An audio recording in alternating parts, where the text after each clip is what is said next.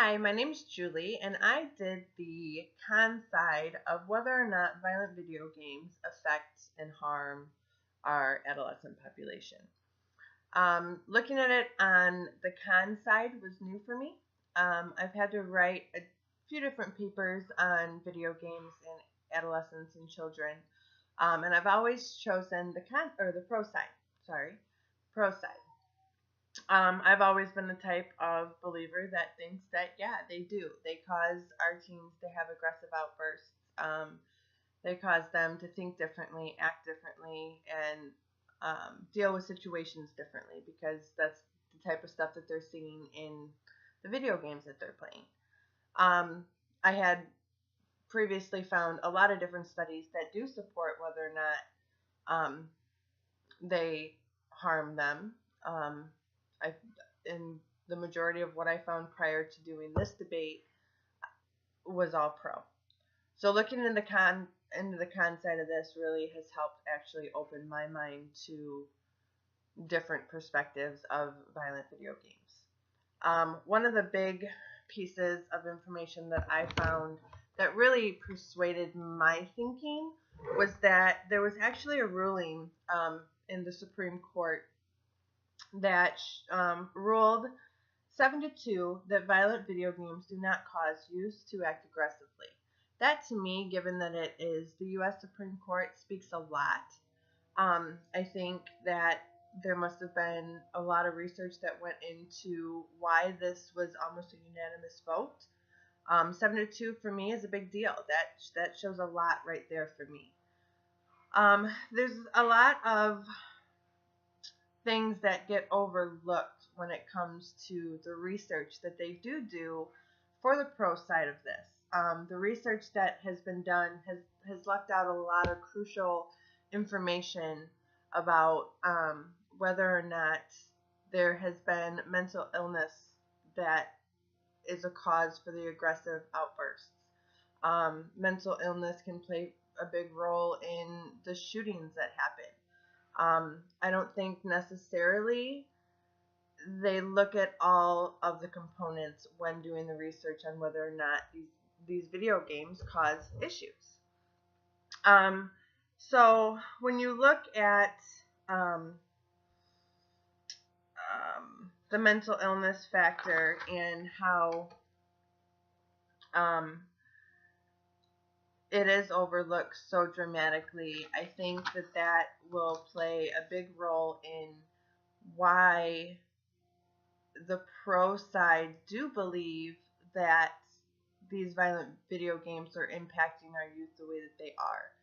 I think that if we looked at every aspect when doing this research and we made sure that, there was no history of mental illness, no history of family mental illness, that could potentially turn into you developing the same mental illness, I think that would change a lot of the pro side research data when it comes to looking at violent video games.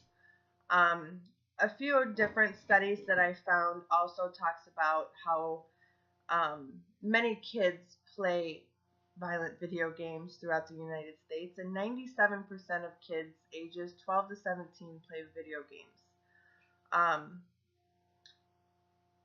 Not saying that those are violent or non-violent, but more than half of the video games sold in the United States are violent.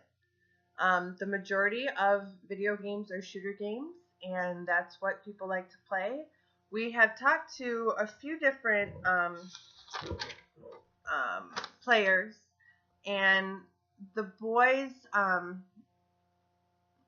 is really what they focused on when looking at this, because girls, they play, but not like boys do. Boys are huge, and I have 3 boys, and let me tell you, it is Xbox, PlayStation, anything game related, iPads, what game they can download on the iPad, and it's complete video game central. They try to get away with it in my house. It doesn't always work, but they try.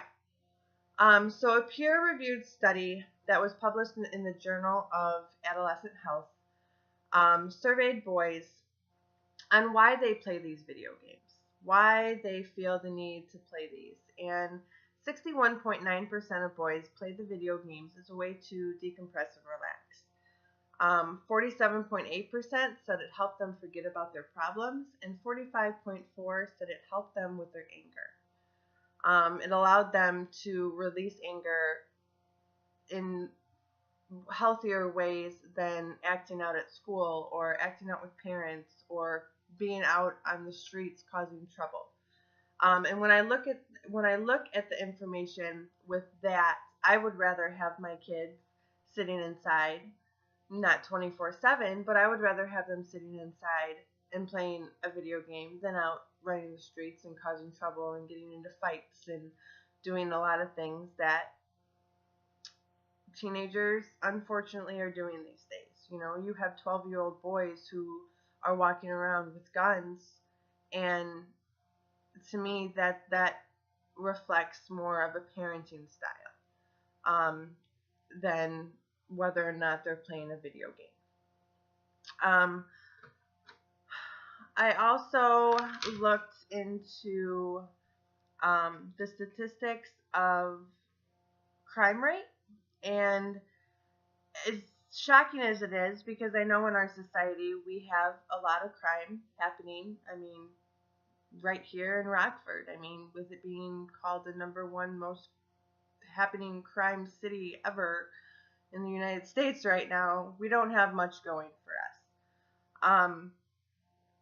But with as much crime as we're seeing, the video game sales are actually increasing. Video game sales have increased 204% between 1994 and 2014. And crime has actually decreased by 37%.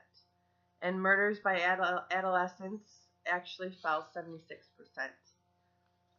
So I think that alone shows that maybe it's not so much the video games that are causing the crime and making our children aggressive.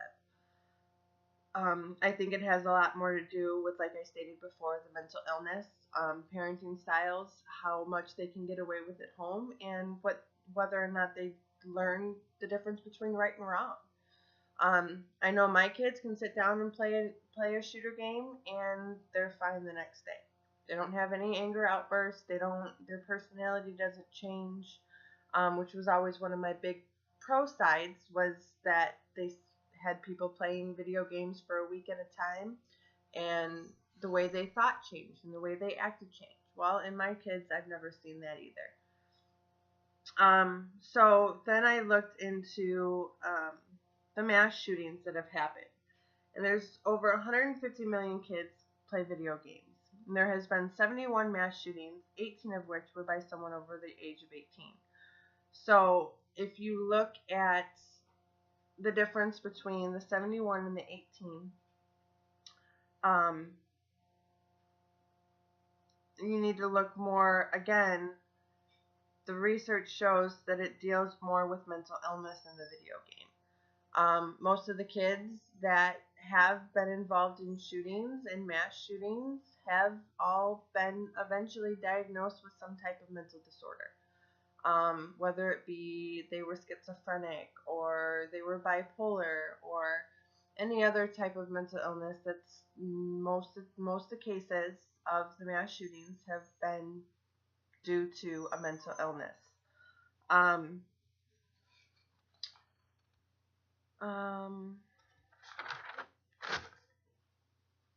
The other big thing that they looked into was whether or not these children could distinguish the difference between reality and fantasy when it comes to play. And the research shows that by the age of 7, children can distinguish the difference between reality and fantasy. So by the age of 7, which I don't know many children under the age of 7 that are playing these violent shooter games, but I feel like if they can distinguish between fantasy and reality, then that helps them in the process of understanding that this is just a video game. This is just something that I'm doing for fun. It's nothing that's going to be life or death. And I don't think they're going to take it outside of the home and take it to the shooting level. Again, I feel like that has way more to do with the mental illness than it does with just these kids playing these video games.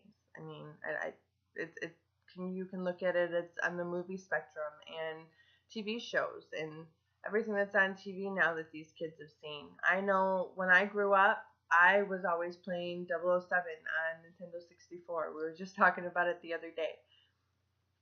That was a huge game when I was younger. Huge. I mean, everybody and their brother played it. I mean, it was a nonstop. Everybody talked about 007, and it was just a shooter game that you walked around and you killed people. That was the point of it. You shot them, and the better gun you had, the easier it was to kill them. And I think all the people that I've known who grew up playing that game has turned out okay. I mean, you have your few, but again, the couple that have had issues with the law, who have had issues with getting in trouble and now are in prison, all ended up having a mental illness that was outside of playing the actual video game. Another one that I really found kind of interesting is the moral panic that many adults feel about video games. It's an exaggerated sense of public concern, fear, and anxiety over a perceived threat of social corruption. Culture found that people who had no experience playing video games were 6 times more likely to believe violent games contributed to mass shootings. A lot of people, the one big study that I found kind of went back to the 2012 Sandy Hook Elementary School shooting. And the mass shooter involved in that was originally said to have been an avid gamer. He loved playing his video games. That's all he did. If he was home, he was playing his video games. It turned out, as they discovered, as they kept looking more into his history and his past, he did have a mental illness. But his favorite video games were unlike anything they would have ever expected. The two that they mentioned that he absolutely loved playing and played the majority of was Mario Brothers and Dance Dance Revolution. Those are probably the two least violent games that I've ever heard of. And for him as the mass shooter and the issues that he had within himself, to me shows a big reason for not believing that video games is what caused him to act out and do the shooting like he did. The mental illness is what caused him to do that. So I think that with the data that I found, I really believe that my opinion on video games have changed.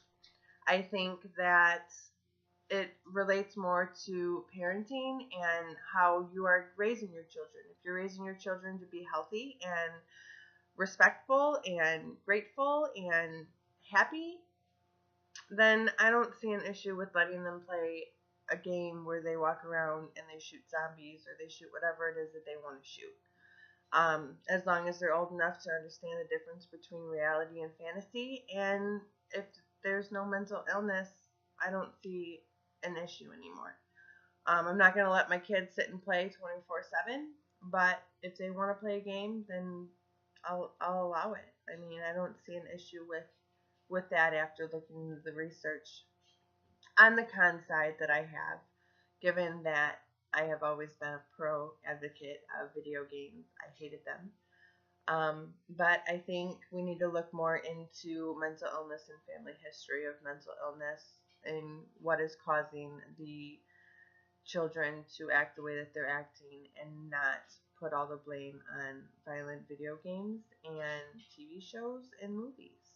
I think there's a lot more that can go into it, and I actually want to continue looking up some more research on the con side of this. But for now, that's what I found, and I hope you all find it interesting, because I did. I thought it was pretty cool. So, thanks.